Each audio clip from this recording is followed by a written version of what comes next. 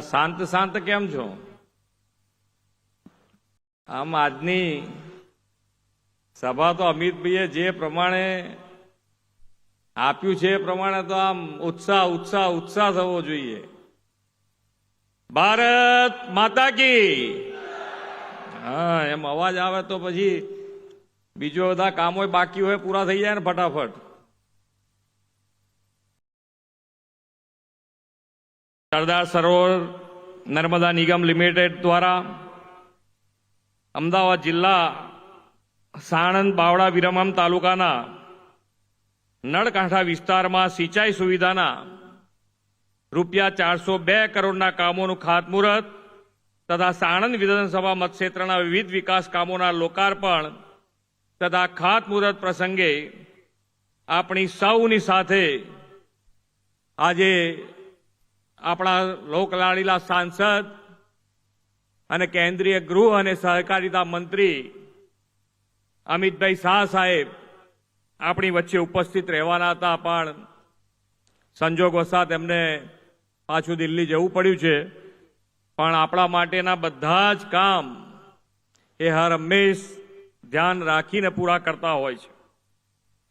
આપણી વચ્ચે જિલ્લા પંચાયતના પ્રમુખ શ્રીમતી કંચનબા વાઘેલા, મારા સાથી ધારાસભ્ય શ્રી કનુભાઈ પટેલ, શ્રી હાર્દિકભાઈ પટેલ, શ્રી બાબુસિંહ જાદવ, સાણંદ તાલુકા પંચાયતના પ્રમુખ શ્રીમતી વસંતબા વાઘેલા, જિલ્લાના અધ્યક્ષ શ્રી હર્ષદગીરી ગોસાઈ, ગાંધીનગર લોકસભાના પ્રભારી શ્રી મયંકભાઈ નાયક, શ્રી કેશી પટેલ, જિલ્લા સંગઠનના પ્રભારી શ્રીમતી વંદનાબેન મકવાણા, મુખ્ય અગ્ર સચિવ તથા સરદાર સરોવર નિગમના ચેરમેન શ્રી કે કૈલાસનાથનજી, ડિરેક્ટર શ્રી મુકેશ પુરીજી, મ્યુનિસિપલ કમિશનર શ્રી થેન્નારસનજી, શ્રી પીસી વ્યાસ, સીબી નાથપરા, ઔડાના સીઓ શ્રી ડીપી દેસાઈ, ચૂંટાયેલા જનપ્રતિનિધિ સંગઠનના પદાધિકારીશ્રીઓ, વિશાળ સંખ્યામાં ઉપસ્થિત સૌ નાગરિક ભાઈઓ બહેનો, પ્રેસ મીડિયાના મિત્રો, સૌને મારા નમસ્કાર. વિશ્વ નેતા અને યશસ્વી વડાપ્રધાન શ્રી નરેન્દ્રભાઈ મોદી તથા આપણા સૌના લાડીલા બાહોશ ગૃહમંત્રી શ્રી અમિતભાઈ શાહની જોડીએ સુરાજ્ય ગુડ ગવર્નન્સથી લોકોને પ્રત્યક્ષ અનુભૂતિ કરાવી છે. નાનામાં નાના માનવી, ગરીબ ખેડૂત, વંચિત હિતોને હૈયે વસ્યા હોય તેનો વિકાસ કેવો સર્વાંગી, સર્વપોષી, સર્વસમાવેશી બની શકાય તે ગુજરાતના આ બે સપૂતોએ દેશ અને દુનિયાને બતાવ્યું છે. આજે સવારે લગભગ અમે 10 વાગ્યાથી શરૂ કર્યું, ત્યારે અહીંયા 1 વાગે અમે પહોંચ્યા છીએ. એટલા વિકાસના કામો અને ખાતમુહૂર્ત કરતા કરતા કરતા અહીંયા આવ્યા છીએ.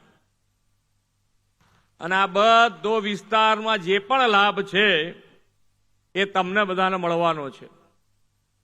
અને માનીય અમિતભાઈ હર હંમેશ નાનામાં નાની વાત હોય, વિસ્તારની નાનામાં નાની વાત હોય તો પણ એનું પૂરતું ધ્યાન આપતા હોય છે. જ્યારે અહીંયા અમારે વાત થઈ ત્યારે આ તમારો પ્રશ્ન આજે જે સોલ્વ કર્યો છે એ કેટલા વર્ષ જૂનો શું? 40 વર્ષ જૂનો પ્રશ્નનું આજે નિરાકરણ આવ્યું છે. 40 વર્ષ જૂનો. આ માન્ય અમિતભાઈની દીર્ઘ દ્રષ્ટિ છે કે કેવી રીતે કામ જે પડી રહ્યું છે, પેન્ડિંગ છે, છતાં પણ લોકોને લાભ થાય એવું છે તો એને કેવી રીતે કરવું, એના માટેનો હર હંમેશ એમણે પ્રયત્ન કર્યો છે. અને એના રિઝલ્ટ પણ આપ્યા છે. છેક પ્રજા સુધી એ કામનો લાભ ન પહોંચે ત્યાં સુધીનો એમનો પ્રયત્ન હોય. આજે આ 39 ગામ અને 39 ગામને નર્મદાનું પાણી પહોંચે એના માટેનું આજે ખાતમુહૂર્ત 403 કરોડ રૂપિયાનું થયું છે. હવે આ 403 કરોડ રૂપિયાનું કામનું આજે ખાતમુહૂર્ત અને એનું વર્ક ઓર્ડરે અપાઈ ગયો છે. એટલે તમારે ત્યાં પાણી પહોંચતા વાર નથી થવાની.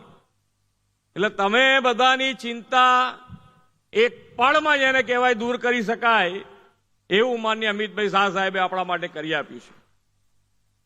ખેડૂતો માટે હર હંમેશ એમની 111 ગામની વાત આવી તો એમાં પણ એમણે કીધું કે ભાઈ આ પણ પ્રોબ્લેમ આનો સોલ્વ થઈ જવો જોઈએ, પાણી આપણે આપવું છે અને નર્મદાનું પાણી એમાં પણ એ બધા જ ગામોને મળે એના માટેની વ્યવસ્થા એમણે ઊભી કરી આપી છે.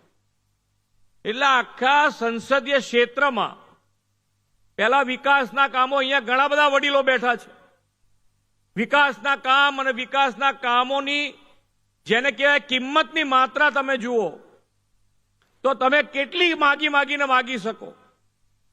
1 કરોડ આવતા આવતા તો તમે થાકી જતા હતા. આજે એક જ દિવસમાં લગભગ 600 કરોડથી ઉપરના ખાતમુહૂર્ત અને લોકાર્પણ થયા છે.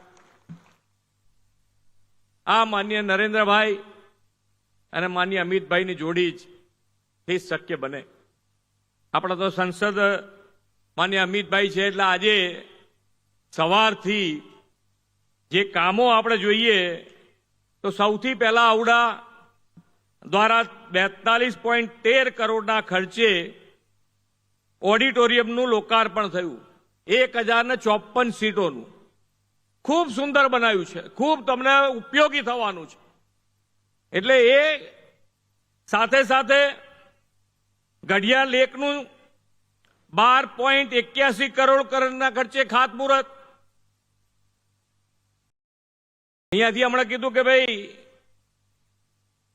10મી તારીખે માનનીય વડાપ્રધાનશ્રીએ 1,32,000 આવાસોનું ખાતમુહૂર્ત અને લોકાર્પણ કર્યું. 10 લાખ લોકોએ માન્ય નરેન્દ્રભાઈનું માર્ગદર્શન એ દિવસે મેળવ્યું છે. એક જ દિવસે 1,32,000 મકાનોના આવાસ, પ્રધાનમંત્રી આવાસનું. છતાં પણ આજે માન્ય અમિતભાઈના હસ્તે પણ 756 પ્રધાનમંત્રી આવાસ યોજનાની આજે ડ્રો થયો છે 83.51 કરોડના ખર્ચે.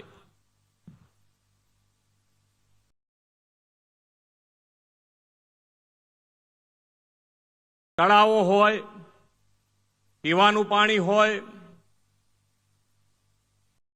રોડ રસ્તા હોય કે કોઈ પણ કાર્ય જે પ્રજાની સુખાકારીનું કોઈ પણ કામ હોય તો એ માનનીય અમિતભાઈએ હર હંમેશા ધ્યાન રાખી અને પ્રજા વત્સલ સાંસદ, પ્રજાનું કામ કરવા માટે જો કોઈએ પણ ઉત્કૃષ્ટ ઉદાહરણ હોય તો એ માનનીય અમિતભાઈ છે.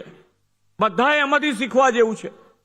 આજે આખા દેશનું ધ્યાન રાખવા છતાં પણ એ એમના વિસ્તારમાં કોઈ પણ પ્રજાજનની મુશ્કેલી ન પડે એનું પૂરતું ધ્યાન રાખી અને ગાંધીનગર લોકસભામાં લગભગ 23,000 કરોડથી વધારના કામો કર્યા છે. 23,000 કરોડ રૂપિયા. સાથે સાથે હરિયાળી, આપણે માનીએ છીએ કે ભાઈ ગ્લોબલ વોર્મિંગ અને ગ્લોબલ વોર્મિંગમાંથી નીકળવા માટેનો પ્રયત્ન શું હોઈ શકે? તો ગ્લોબલ વોર્મિંગ આપણે બધા જાણીએ કે ભાઈ એક બાજુ વરસાદની પેટર્ન જ બદલાઈ ગઈ છે. જ્યાં પડે ત્યાં એક જ ધારો એક જ વખતમાં પડી જાય. હવે આવા સંજોગોમાં ગ્લોબલ વોર્મિંગમાંથી જો બહાર નીકળવું હોય તો આપણા માટે વૃક્ષ વાવવું, વૃક્ષોનું જતન કરવું, આપણી રોજબરોજની લાઈફ, માન્ય નરેન્દ્રભાઈ મિશન લાઈફ આપ્યું છે કે આપણી રોજબરોજની લાઈફ, આપણે અત્યારે ધંધા રોજગાર પણ વધારતા જઈએ છીએ, એની અંદર પણ પર્યાવરણનું પૂરતું ધ્યાન રાખવું. આ બધાનું ધ્યાન રાખી અને જો આગળ વધીશું તો આપણે આ ગ્લોબલ વોર્મિંગમાંથી પણ બહાર નીકળી શકીશું.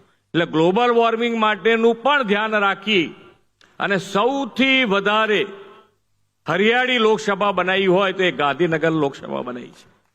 એનું પણ પૂરતું ધ્યાન રાખ્યું છે માનનીય અમિતભાઈએ.